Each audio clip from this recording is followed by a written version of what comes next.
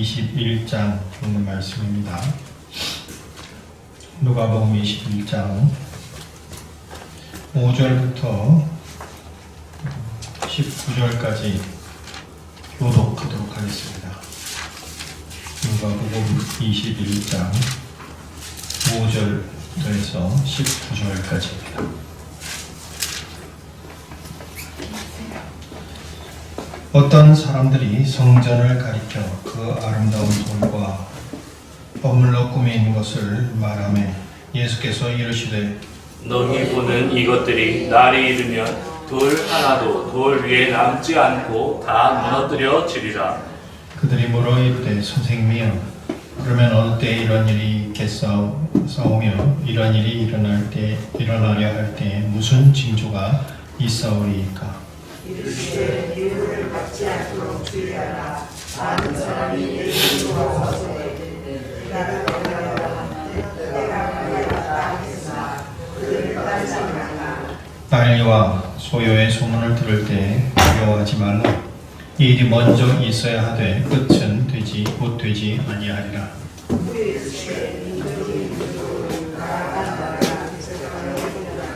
곳곳에 큰 지진과 기근과 전염병이 있겠고 또 무서운 일과 하늘로부터 큰 징조들이 있으리라.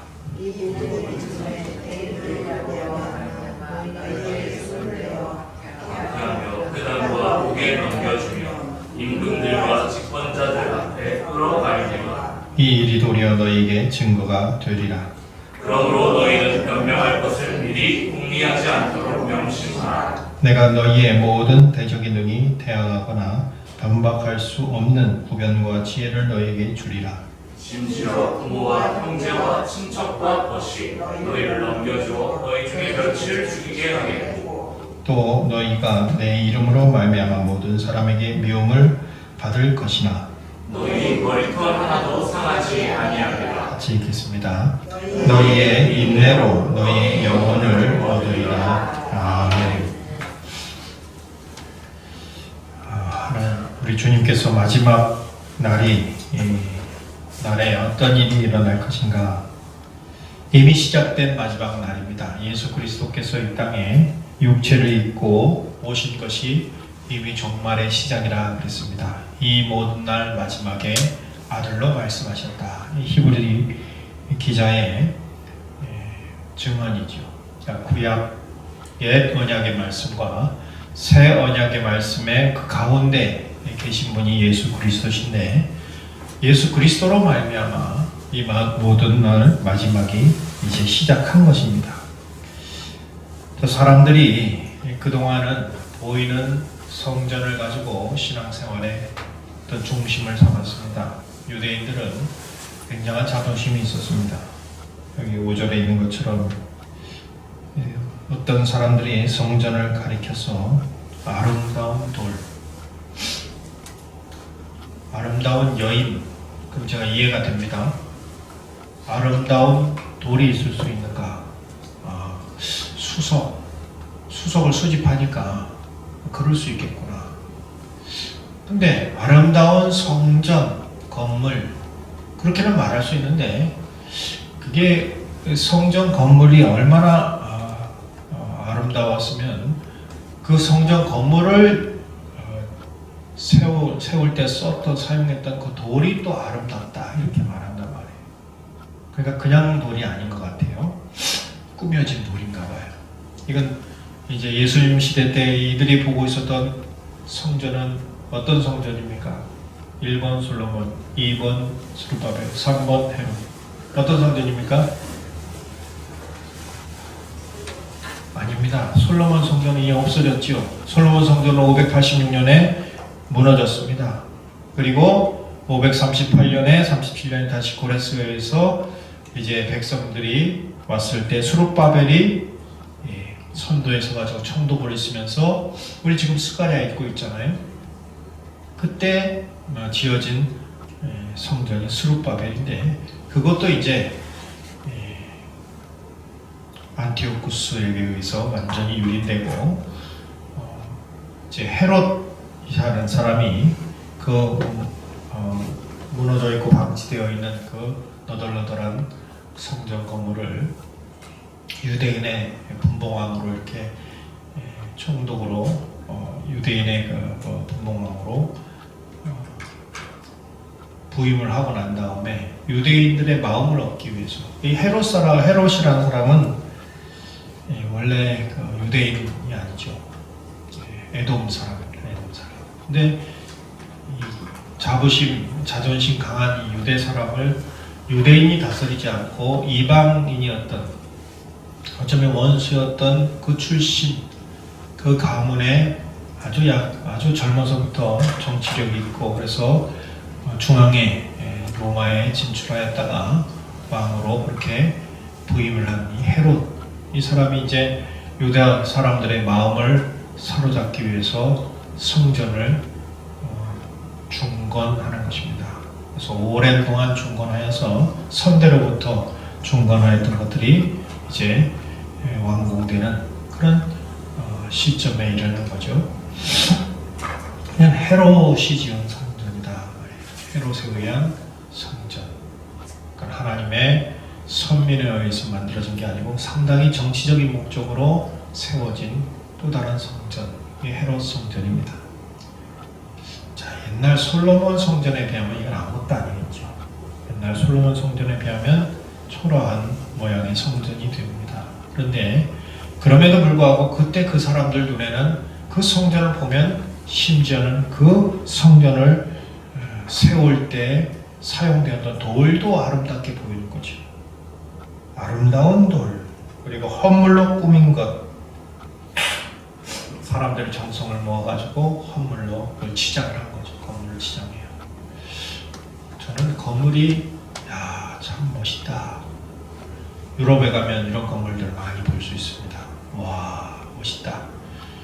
대개 여러분들이 유럽에 여행을 가시면은 여행사들이 데리고 다니는 곳이 주로 보여주는 곳이 어디겠습니까? 상당히 옛날 돔이라고 그러지. 돔, 광장 이런 것이죠. 옛날 건물입니다. 와, 멋있다.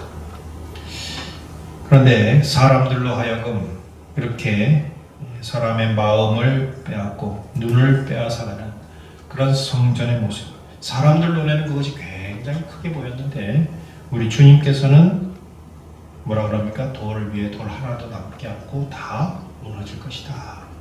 상당히 우려되는 그런 말씀을 하시는 것이죠. 과거의 기록을 보니까 옛날에도 그와 같은 어떤 역사적 사건이 있었다. 예루살렘 성전, 솔로몬 성전이 그렇게 되었고, 또 스룹바벨 성전도 겨우겨우 중건이 되었는데 그것도 문제가 되었는데, 또다시 이 성전이 그렇게 될 거라는 말씀을 걱정을 하는 거죠. 이것은 그냥 성전이 무너져 내리는 것이 아니고 이 민족이 또 한 번 전쟁에 휩싸이거나 혹은 큰 환란이 있을 것 같다. 이렇게 이제 직감하는 것입니다. 7절을 보시면은 어느 때에 이런 일이 있고 무슨 징조가 미리 있겠습니까? 여러분, 어느 때에 또 무슨 징조가 있습니까? 이렇게 물었을 때 주님께서 대답하신 내용을 보시면은 미혹받지 않도록 주의하라. 마지막 날이 도래하여서 너희가 보는, 너희 눈을 사로잡고 너희 마음을 빼앗는 이 눈에 보이는 성전이 전부 무너져 버릴 것인데, 너희들이 의지하고 있는 이 미혹된 것을 눈에서 빼버릴 것인데, 그 일이 있을 때, 그 마지막 날이 도래하였을 때, 그 마지막 날의 증거가 우리에게 현실화되었을 때 너희는 미혹받지 않도록 조심해라. 이렇게 교훈을 하십니다. 자, 미혹이 무엇인가? 어떤 미혹인가? 다른 게 아닙니다. 예수께서 다시 왔다. 예수께서 다시 왔다. 그걸 믿지 말라는 것이에요. 사람이 내 이름으로 와서 이르되 내가 그라 하고 때가 가까이 왔다 하겠으나 그를 따르지 말라 그랬어요. 예수님께서 말씀하실 때 이 마지막 날이 시작되고 그리고 성전이 무너질 즈음, 실제로 AD 70년에 로마에서 이제 완전히 그 남아있는 성전도 이제 지구상에서 없어져 버려요. 1차적으로는 그 시대가 되겠죠. 그 시대가 되겠지만은 이미 시작한 마지막 날 특징이 뭔가? 내가 그라 하는 사람들이 많이 생긴다 말이에요. 불과 예수님께서 승천하시고 30년이 지난 그 시점에도 다른 복음을 말하는 사람들이 있었고, 그때로부터 또 30년이 지난 그 시점에 자칭 예수님이다, 재림 예수다 하는 사람들이 많이 있었던 것입니다. 예수님은 그런 방식으로 도래하시는 것이 아닙니다. 재림하시는 것이 아니죠. 자, 여기 9절, 난리, 소요, 소문을 들을 때 두려워하지 말아라. 일이 먼저 있어야 하되 끝은 곧 되지 아니하리라. 자, 마지막 날에 어떤 특징이 뭘까? 난리도 있고 소요의 소문도 있다. 그죠? 난리와 소요가 있다. 그리고 10절 이하에 보시면 전쟁이 있다. 민족의 민족을, 나라가 나라를 대적하여 일어나겠고, 11절 지진이 있다. 기근이 있다. 전염병이 있다. 무서운 일, 신비한 일이 있을 것이다. 이 일이 있을 때에 바로 무엇이 증거가 되는가? 예수님의 이 증거를 기억하라. 오히려 그것이 너에게는 증거가 되겠다 말이에요. 자, 무엇의 증거가 되는가? 눈에 보이고 너희 눈을 빼앗고 너희 마음을 빼앗아 가던 이 종교의 본질이 아닌 것이 종교의 본질처럼 너희 마음 가운데 사로잡았던 그 모든 것들이 이제 제거되고 참된 성전, 참된 구원의 성취, 예수 그리스도가 누구신지를 너희가 분명히 알게 되는데, 보이는 성전이 무너지는 것처럼 너희 마음을 빼앗는 모든 미신적이고 또 이단적인 그런 비성경적인 그런 내용들도 이제 너희가 미혹받지 않도록 조심해라. 그 핵심에는 사람이 각각 자기가 예수다, 자기가 예수다 그런단 말이에요.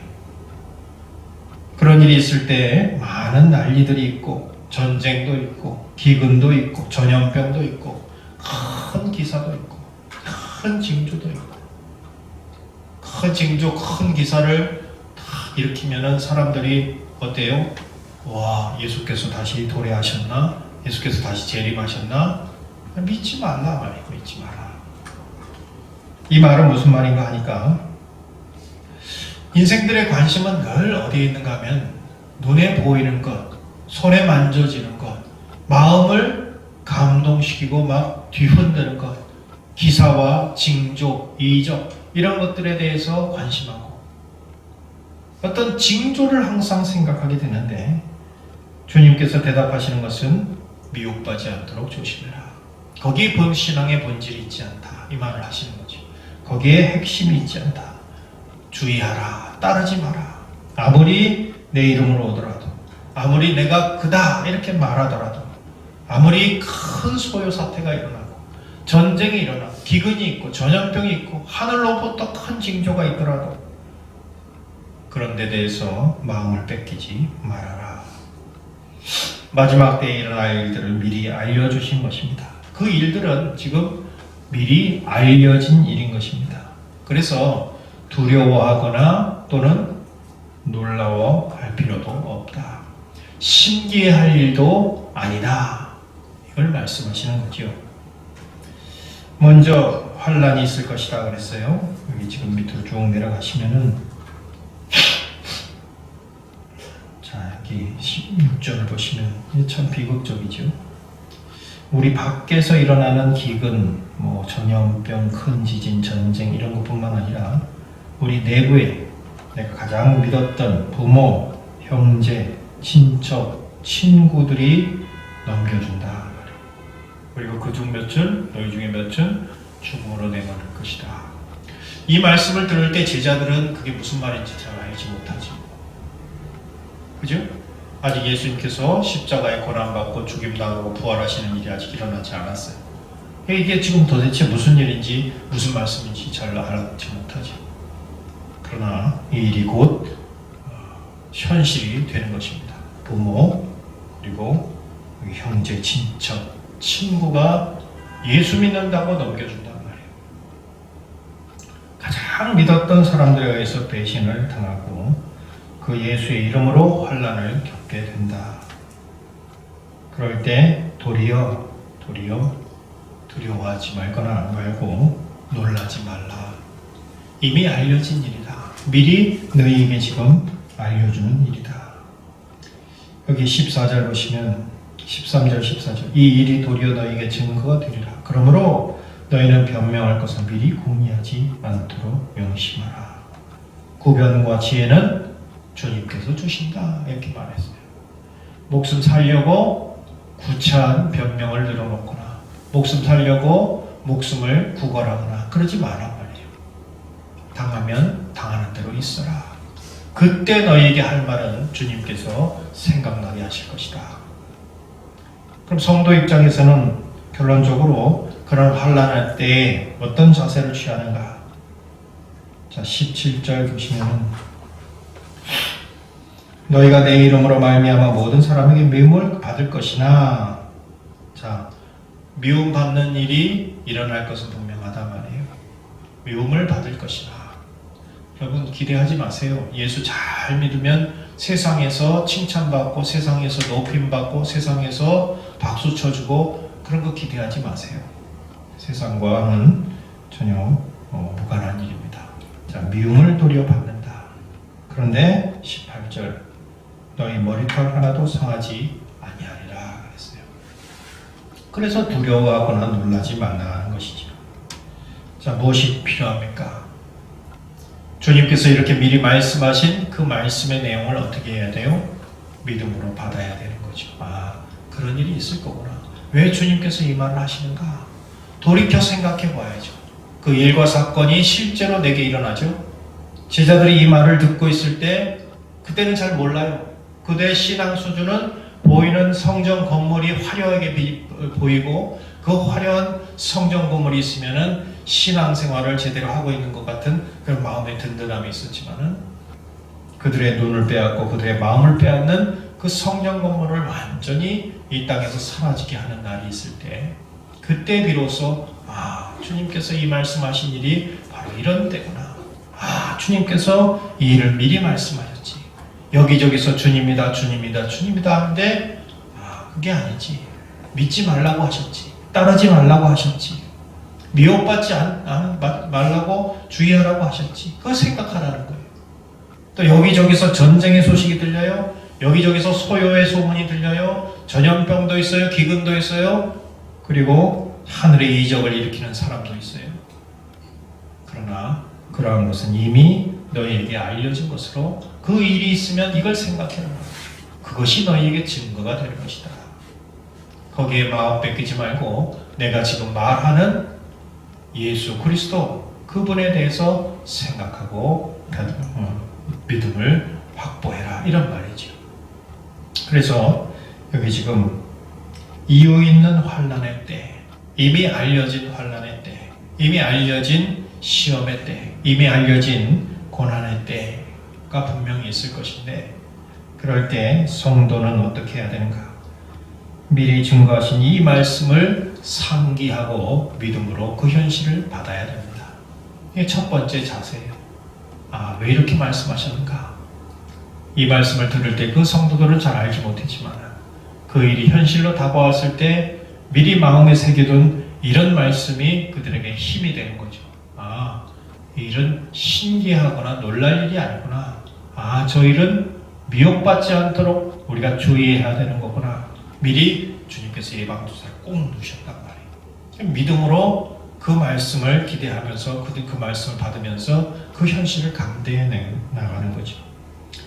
믿음으로 받고 두 번째는 진리에 서서 미혹받지 않도록 스스로를 주의해야 되죠. 무엇이 진리인지를 항상 공부하면서 종교의 본질이 뭔지, 신앙의 본질이 뭔지, 우리가 예수 믿는 것의 본질이 뭔지를 분명하게 알고 정으로 걸어가기를 그렇게 주의해야 되는 것입니다. 미혹받지 않도록 해야 되죠. 그리고 두려워하지 말아야 됩니다. 환난, 어려움, 여기 시험, 신기한 일, 징조, 이상, 기적, 그러나 그런 것에 대해서 마음 뺏기거나 두려워하거나 놀라지 말라. 이미 알려진 일이다 말이에요. 자, 그리고 마지막 19절을 보시면 너희 인내로 너희 영혼을 얻으리라 그랬어요. 인내는 영혼을 끝까지 지켜 기쁨의 구원의 기쁨을 만끽하도록 하는 그런 귀한 자산입니다. 자산. 우리가 이제 금요일날 인내와 관계해서 교훈을 받는다고 했는데 예수 믿는 일이 이와 같단 말이에요. 예수 믿을 때 눈에 보이고 또 우리의 마음을 빼앗는 화려한 옛 성전의 건물과 같은, 그러니까 그 옛 성전의 모든 효용과 가치는 실체로 오실 예수 그리스도를 집중케 하고 대속의 은혜를 가르치는 하나의 방편인데도 불구하고 사람들의 마음과 사람들의 눈을 한 곳으로 그냥 빼앗아 가지고 본질을 보지 못하게 할 때 주님은 사람들의 마음과 사람들이 의지하는 그 미혹된 것을 눈에서 치워버리시고 참된 성전 예수 그리스도의 구원의 성취를 바라보도록 하는 그런 교훈이었잖아요. 그것처럼 우리 마음을 빼앗고 있는 참된 본질이 아닌, 진리가 아닌 것에 우리가 집중하고 그렇게 하고 있을 때 하나님께서는 그것을 우리 눈에서, 우리 마음에서 제거하시는 방편으로 어떤 일이 있는가? 환난이나 혹은 여기 있는 그런 신기한 일들이 있을 수 있죠. 전쟁, 소요의 소문, 난리, 지진, 기근, 전염병, 무서운 일, 하늘로부터 큰 징조, 박해, 배신당함, 부모, 형제, 친척, 친구로부터 예수 믿는 것 때문에 불이익을 당하고 배신당하는 일, 가진 일을 다 겪게 될 수 있다. 그러나 그것은 놀랄 일도 아니고 두려워할 일도 아니고 오직 그것은 증거가 되고 그 일을 통해서 우리가 뭘 생산해내는가? 인내를 생산하게 되고 그 인내가 결국 우리의 영혼을 지킨다 말이죠. 다른 말로 하면은 믿음의 인내가 우리 영혼을 보존하는 귀한 자산이다 이 말이에요. 신앙생활은 저절로 되는 것이 아니고 잘 믿음으로 참고 견디는데 신앙의 귀한 열매가 있는 것이에요. 예수 믿으면 저절로 일이 이루어지고 예수 믿으면 저절로 있던 어려움도 없어지고 예수 믿으면 저절로 시험에도 들지 않고 그러는 것이 아니고 갖은 시험도 있고 미혹도 있고 어려움도 당하고 곤란도 당하고 배신도 당하고 환난도 경험하고 처처해서 불안하게 사람들을 막 동요시키는 소식이 들리고 걱정도 일으키고 염려도 일으키고 집안일 때문에 사업하는 일 때문에 가진 일을 다 겪게 되는데 그때 이런 말씀을 상기하게 되는 거죠. 우리 마음을 빼앗고 우리 귀를 빼앗고 우리 눈을 빼앗는 것에서 우리가 한 걸음 떨어져서 주님께서 이러한 것을 미리 말씀하셨지. 본질이 아닌 것에 우리 마음 빼앗기고 본질이 아닌 것에 우리 눈을 빼앗기고 본질이 아닌 소식에 우리 귀를 빼앗기지 않도록 주의하라고 하셨지. 한 발짝 떨어지는 거예요. 그리고 당하면 당하는 것입니다. 어떻게 당해요? 이게 믿음의 인내를 이루는 길이구나 하고 당하는 것입니다. 잘 당하는 것입니다. 그래서 저는 살면서 한 번도 어려운 일을 겪지 않았다. 저는 그게 그렇게 큰 복으로 들리지 않습니다. 살면서 한 번도 어려움을 겪지 않았다. 모든 인생들이 경험하는 그런 경험하는 세계, 어려운 일, 걱정, 염려 이런 것들 한 번도 겪지 않았다. 저는 그게 어쩌면 더 저주스러운 일일지도 모르겠다. 사람이 사람 되는 데 있어서 겉으로 보이는 육체의 생활뿐만 아니라 우리 영적 생활, 영혼에 관심을 가질 때 그 영혼을 우리가 구원할 수 있는 길, 그 영혼을 보존할 수 있는 길은 오히려 전혀 다른 방편인데 그것이 바로 인내라 말이에요. 인내가 영혼을 보존하는 하나의 자산이 된다. 그렇죠? 이 인내는 환난, 어려움과 함께 자라나는 것을 볼 수 있습니다. 그래서 우리 중에 어떤 어려운 일이 갑자기 도래했다 그러면 어떤 면에서는 하나님께서 우리의 실력을 높여주시려고 하는 거구나. 때로는 재산의 손해를 좀 볼 수도 있어요. 때로는 건강에 좀 손해를 볼 수도 있어요. 때로는 인간관계에서 좀 손해를 볼 수 있어요. 그러나 그 환경 속에서 무엇이 자라요? 믿음이 자라고 인내가 자라고 감당하는 힘이 생기는 거죠. 그러면서 무엇은 보존되는 거예요? 돈 좀 잃고 건강 잃고 그리고 인간관계 좀 망가져도 그리스도 안에 있는 내 영혼은 보존시키는 거예요. 그게 참 오묘한 하나님의 섭리죠. 다른 말로 하면 그 환난이나 그 어려움이 없으면 그 사람의 영혼은 가진 이 세상의 다양한 미혹 속에 그냥 섞여서 버무려져 가지고 이리 굴려지고 저리 굴려지고 그 영혼은 피폐해지는 거죠. 인내라는 것을 전혀 생각하지 못하고 사는 사람은 그 영혼을 망가뜨리는 것입니다.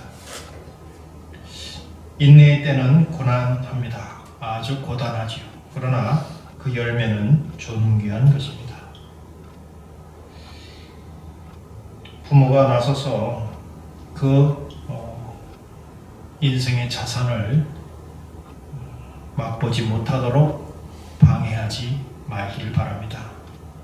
자녀를 너무 사랑한 나머지 자녀가 감당해내야 되는 그 나이에 감당해내야 되는 그 인내의 기회를 미리 거두어 가가지고 하나도 어려움을 당하지 않고 자라게 하는 것은 그건 좋지 못하다고 생각해요. 인내를 경험해야 됩니다. 감당하는 힘을 길러야 됩니다. 그래야 그 영혼이 하나님 안에서 보존되는 것입니다.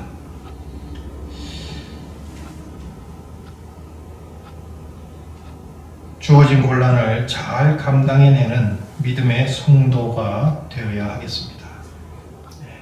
믿음의 인내가 그런 것이죠.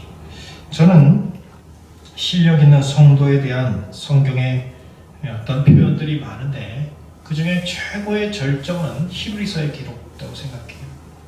여러분 성경 한번 찾아보세요. 히브리서에 보시면은 믿음의 사람들이 있어요. 믿음으로 아벨도 나오고 에녹도 나오고 노아도 나오고 아브라함도 나오고 다 나오는데 35절 이하에 보시면 어떤 이들은 전부 조롱당하고 채찍질당하고 결박받고 옥에 갇히고 시련받고 돌로 치는 것, 표톱으로 켜는 것, 시험 칼로 죽이는 것, 양과 염소에 가지고 있고 유리하고 궁핍하고 환난과 학대를 받는 것, 믿음으로 그런 것들을 감내한단 말이에요. 그죠? 믿음이 있으면 우리는 그것을 주님께서 거두어 주실 거라 여겨지는데 그렇지 않아요. 같은 믿음인데 이런 일을 당한단 말이에요. 근데 그 다음 38절에 뭐라 했어요? 가로 속에 이런 사람들. 어떤 사람들이요? 같은 믿음으로 상기 이런 일들을 잘 감당하는 사람들. 어떤 것? 조롱, 채찍, 결박, 옥에 갇히는 시련, 돌로 맞고 톱으로 켜고 시험당하고 칼로 죽임당하고 가죽옷을 입고 유리하고 궁핍하고 환난당하고 학대받는 그런 사람들. 그럼에도 믿음을 저버리지 않는 사람들. 이유 없이 그런 시련을 당하는 사람들. 예수 때문에 세상으로부터 그런 취급을 당하는 사람들. 이런 사람들을 뭐라 그래요? 세상이 감당하지 못한다 그랬어요. 저는 이것이 성도에 대한, 그것도 실력 있는 성도에 대한 성경의 가장 절정의 표현이라고 생각이 됩니다. 세상이 감당할 수 없는 성도, 믿음의 인내를 이루는 성도가 바로 그런 거죠. 쭉 내려가셔서 그러므로 12장으로 가보시면 12장 1절 이러므로 우리에게 구름같이 둘러싼 허다한 증인들. 자, 11장에 언급된 그 많은 수많은 같은 믿음으로 이름도 난 사람들, 그러나 같은 힘으로 그 결박과 환난을 당한 사람들, 그 모든 허다한 증인들이 있으니 모든 무거운 것과 얽매기 쉬운 죄를 벗어버리고, 그 다음 뭐라 했습니까? 인내로써. 인내로써. 여기 핵심이죠. 인내로써 우리 앞에 당한 경주를 하며 믿음의 주여 또 온전케 하시는 이 예수를 바라보자. 이게 우리 목표가 됩니다. 여기 뭐가 들어가 있다고요? 인내. 그래서 성도를 성도답게 하는 참된 자산이 바로 인내라 말이에요. 바로 그 인내가 그 영혼을 보존하는데 가장 훌륭한 자산이 된다 이 말이죠. 그래서 예수 믿으면서 어려움을 당하지 않게 해주세요. 예수 믿으면서 환난을 당하지 않게 해주세요. 예수 당하면서 늘 성공하게 해주세요. 그것은 우리의 바람이긴 합니다만, 그러나 주님은 우리를 그렇게 취급하지 않으시죠. 예수 믿기 때문에 손해도 보게 하시고, 예수 믿기 때문에 고난도 당하게 하시고, 예수 믿는데 여러 가지 어려운 일을 당하게 하시죠. 그럴 때 그 어려움들을 어떻게 생각하라고요? 일단은 두려워하지 말고, 일단 놀라지 말고, 이미 주님께서 이렇게 말씀하신 것이니 놀랄 일도 없고, 그것 때문에 또 어떻게 해야 될지 궁리하고 계획 세우고 그럴 필요 없다 말이에요. 주님께서 그때그때 구변과 지혜를 주실 것이다. 오직 우리가 생각해야 될 것은 이 일을 잘 감당해냄으로써 인내가 우리의 영혼을 단련시키고 우리의 영혼을 보존시킨다는 이 사실 하나를 분명하게 믿고 믿음으로 그 모든 이 어려움들을 잘 감당해내는 그런 자세, 그런 실력 있는 성도가 되는 것이 이 말씀 교훈의 핵심이 되겠습니다. 여러분과 저 영혼을 얻으시려거든 인내의 믿음의 인내를 이루는데 익숙한 성도들 되시기 바라요. 우리 중에 어려운 일을 당하는 분들, 전혀 새로운 환경을 맞이하게 되는 분들, 그러나 그것이 꼭 손해가 되지는 않는다. 왜냐하면 그 자산을 다시 하나님께서 불릴 수 있는 기회를 주신 것이지요. 이 환난이 없으면은 인내라는 자산을 써볼 수가 없어요. 환난이 있으니까 기도도 하고, 환난이 있으니까 인내라는 것도 맛보게 하시고, 우리 근육이 단련되는 것처럼 우리의 영혼의 근육이 단련되는 거죠. 영혼을 보존하는 데는 인내 외에는 다른 길이 없는 거예요. 이것을 다른 면에서는 견인이다. 견인. 하나님께서 우리의 구원을 계속적으로 지켜나가시는 방편 가운데 믿음의 인내를 사용하신다. 그래서 이 믿음의 인내는 성도가 성도답게 그렇게 살아가는 하나님의 방편, 섭리의 방편 가운데 하나의 견인으로서 작용하고 있는 그런 유산이다. 이렇게 보시면 되겠습니다. 오늘 말씀 제목이 이겁니다. 인내로 영혼을 얻으리라. 때로 우리에게 주어지는 우리 마음을 빼앗는 우리 눈을 미혹하는 여러 가지 환경과 여건을 이런 고난과 시련을 통해서 제거하시고, 동시에 우리가 믿음으로 주님의 말씀을 상기하고 인내하며 잘 감당해내도록 하여서 결국 우리의 불타 없어지는 그런 모든 헛된 것들은 사라지게 하시고 우리의 영혼은 주님 안에서 보존되게 하시는 그런 귀한 역사가 끊임없이 우리에게 있을 것을 기대하시고, 여러분들 지금 처한 환경 가운데 기도해야 될 것들 여러 가지 일들이 있죠. 그럴 때 마음에 딱 각오하셔야 될 것은 이런 말씀이 있구나 생각하고 믿음으로 인내하고 감당할 것을 마음에 일단 각오하시고 결단하시고 죽으면 죽으리라 이 생각을 하고 세상이 나를 까부르지 못하도록 하겠다 이런 결단하시고 세상이 감당치 못하는 인내의 사람, 인내의 성도들 되시기를 진심으로 기도하는 것입니다. 함께 기도하도록 하겠습니다.